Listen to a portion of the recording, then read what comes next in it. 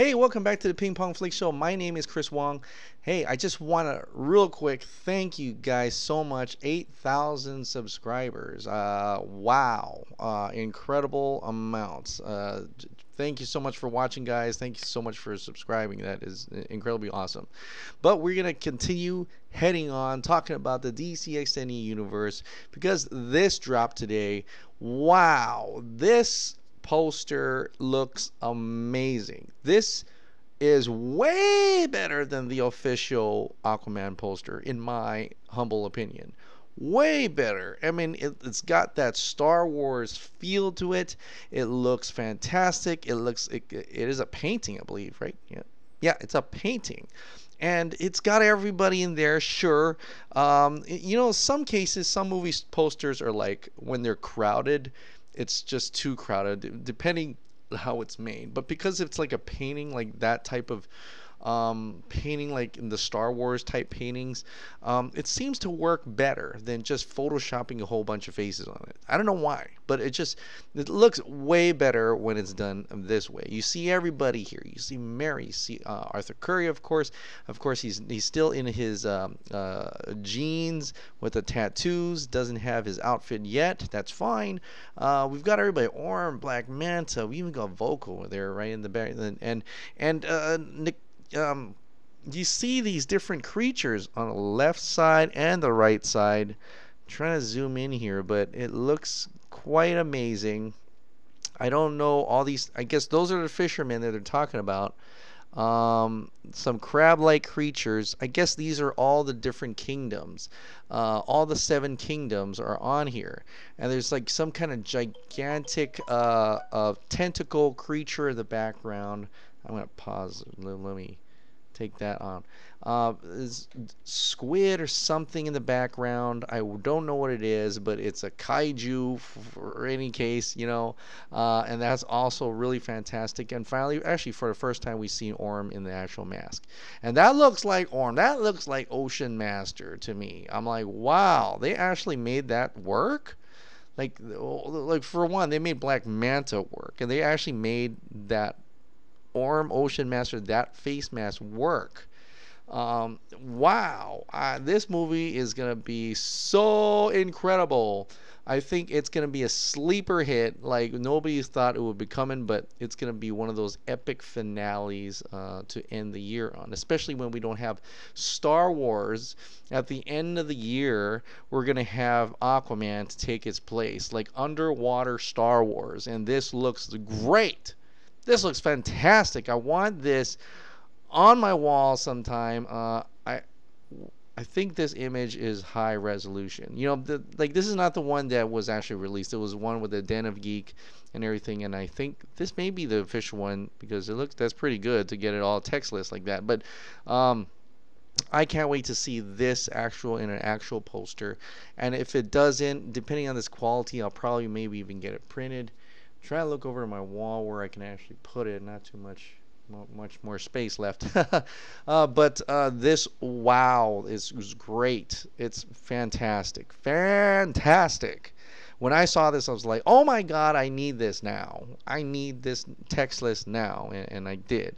I could have used Aquaman in his suit, though, but I think they're saving it for last, like later. So we won't get to see his final costume until maybe a later marketing, perhaps.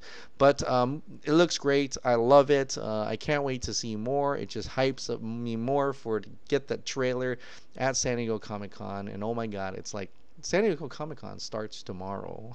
We're there, guys. It's Wednesday, and it's only a couple more days, several more days till Hall H Saturday, which I'll be doing a live Hall H.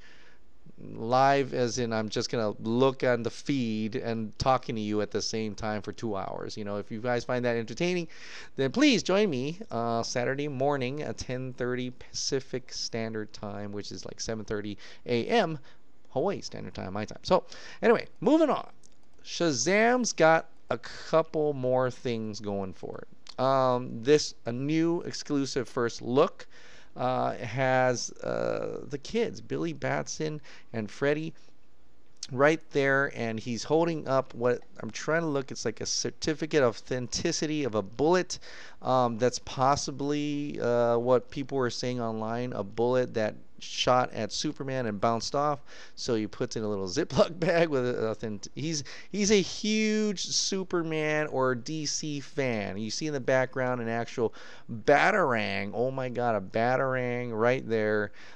Superman is back in a Daily Planet newspaper in the back. That's cool. I wish I could see that newspaper. And then you get the Superman cap. You got Superman logos in the back. A Batman figure with the yellow utility belt. So that looks like an actual action figure there. And then you look at the Time magazine, and we're like, that kind of looks like Black Zero events, right? And then someone asked David Sandberg if he has that prop lying around. Of course, he picks it up, takes a picture for us, and it is a Time magazine, an act of war as Metropolis lies in ruin. How shall the world respond inside an alien invasion? Of course, the Time date stamp there is June 14th of 2013, when the movie came out. But in lore, it actually came. That actually happened in like September, right, or October, was it? So that doesn't. But it's more an Easter egg, right? He just put it there because that's the date of the Man of Steel, and that is cool. That is great. Why is that great? That means Man of Steel and Batman v Superman is still in quite a fact canon, right? And you're like, of course it's canon. How can it not be canon? It's part of it. Well, if you looked at Justice League, that movie almost in any way possible tried to not have Man of Steel, Batman v Superman. It's like loosely connected to those movies. But this is a blatant homage to those movies, blatant connection to those movies. Like those things actually happened.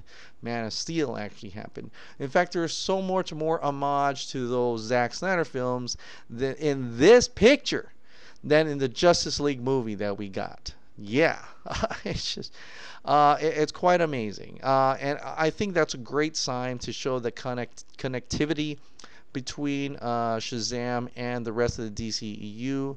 It's not just like, oh, there is a Superman. No, it's the Henry Cavill Superman. It's the Zack Snyder Man of Steel Superman, not just some Superman. And also, I just want to forget to point out is that he's wearing an Aquaman shirt right there, an Aquaman shirt. So this is after Aquaman, because it's coming out next year, so you already know about Aquaman about it.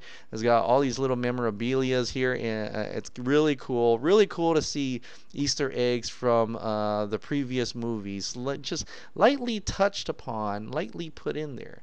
And the biggest cameo, if it's probably coming, because if Henry Cavill is talking about renegotiation, that means he filmed that movie he had one more on his contract, and it had to be Shazam. He has to be in this movie. I have very little doubt that he's going to show up. Knowing for those facts, and also how David S. Hamburg had always said that Shazam always in this movie, in this iteration, he is definitely looking up to Superman as some kind of guidance and stuff. So, I mean, not guidance, but in a role model, that's per se. So that is actually going to happen here, and I can't be even more happy. Of course, Shazam, Zachary Levi also is on the cover of Entertainment Weekly this week, and him with his bubble gum. Zachary Levi debuts as Shazam. I know he was kind of playing around with Entertainment Weekly Twitter, and I think it was just all part of the game. And he's definitely coming out and having his picture on top of the issue. Of course, it's more of a lighthearted thing. It's a free Comic-Con issue. But if you look on the side, there's a couple other things: Bumblebee, Glass, which I'm looking toward to, Fantastic Beasts, DuckTales, Doctor Who, and more. So that's all in there. By saying the magic word, 14-year-old Billy Batson transforms into a superhero who can do almost anything except break his curfew. Well, it's got to have some of that. Superman meets big is what they're talking about, and this is it. So I'm really excited to see what happens at San Diego Comic-Con. Is he going to come out in that suit? Is he? Nah. I mean, who? I think only one time someone actually came out. It's, quote me if I'm wrong. Tell me if I'm wrong. But it was just Loki, right? Loki was like the only person who actually did that. Everybody else had something else, but or came in regular clothing or cosplay. So, but Zachary Levi is definitely really into this right now, and it's so cool to see that Shazam is connected to this world. That's why my thumbnail looks like that, but I'm really cool. It's really, really, really, really cool. Of course, tomorrow is San Diego Comic Con, and I know I said yesterday that I've been hearing from, like, Fiona was saying that Tuesday might have the Wall Street Journal. Well, I guess it didn't drop, but I'm really eager for that to drop. I don't know if it's going to drop by the time you read it. You see this. It's any day now. Seriously, every video that I make, I'm going to say that, because literally when you guys probably watch this, it may have already dropped. You may have already said some things that are not, accurate to what I'm telling you and stuff like that. But it's any day now. This is the week. There's 3 more days to San Diego Comic Con Hall H, and I can't wait for it. But it's even more nerve-wracking, very nervous, and the fact that we don't know what this article is going to say. Well, John Aaron Garza, he sent me this tweet about, check this guy out.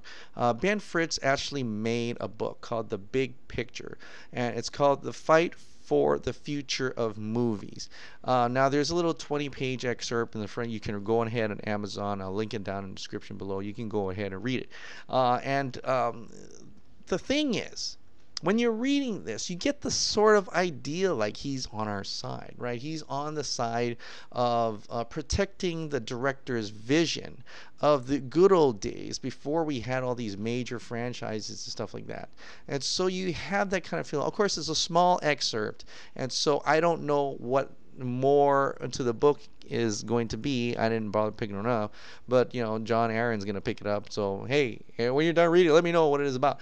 But it's to me, it sounds like he's on the side of protecting the director's vision, because we hired these creatives to make this work, and they want that big box office things, but it's also talking about how we shouldn't. In a way, we're so focused on the critics and stuff, like we're focused on box office draw. It tampers the creativity of the product. So that's kind of cool. That's kind of interesting. And even before, Wall Street Journal had done articles about how we're gonna miss Zack Snyder for doing his films, and that was written by like Sonny Bunch, and he actually really loves Man of Steel. He loves Batman v Superman, the Ultimate Edition, and it's a really interesting tweet where he said and possibly the Snyder Cut of Justice League. So he threw that all in a tweet, and people were like, "Oh my God, he's Snyder Cut! This is the first time, or this is the second time a Wall Street Journal person has mentioned the Snyder Cut." And it's kind of cool to see these verifieds, these sites who actually enjoy Man of Steel, who enjoy the Zack Snyder's vision, and it's great to have these type of people on our side because they are more into the industry, they are the media. There are they're not, just your average blogger who have, followers that could possibly half of them are fake. For people who've been following me on Twitter, you know who I'm talking about. It was interesting, but it's cool to see that these Wall Street Journal people are actively supporting, not actively supporting, but in a way passively supporting the Snyder Cut in the way they're telling us. And so it goes back to that article. So there's two things about that when I'm thinking about it. Is that the first thing is that it could be Warner Brothers had them release it because before they had an official Justice League reveal using the Wall Street Journal as a media. as a media way of releasing to the public.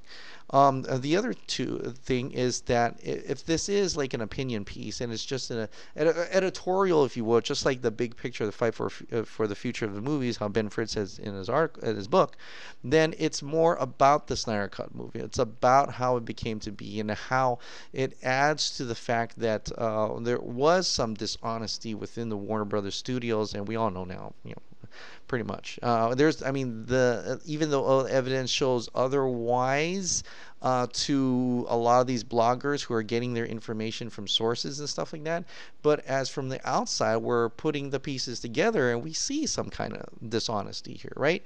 And so maybe Ben Fritz wants to put that into the light to show to the public. Possibly he even talked to Zack Snyder. Zack Snyder says, you got to write this article or something, or for that matter.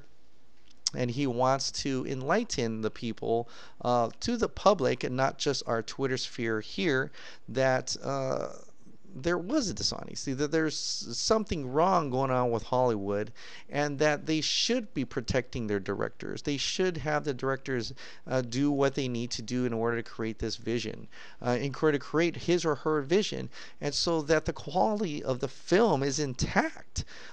Without corporate meddling, without the board coming in, without having to think about it's okay to think about the box office and things like that, but in order to help the director instead of controlling the director per se. So I believe James Wan was able to protect his vision.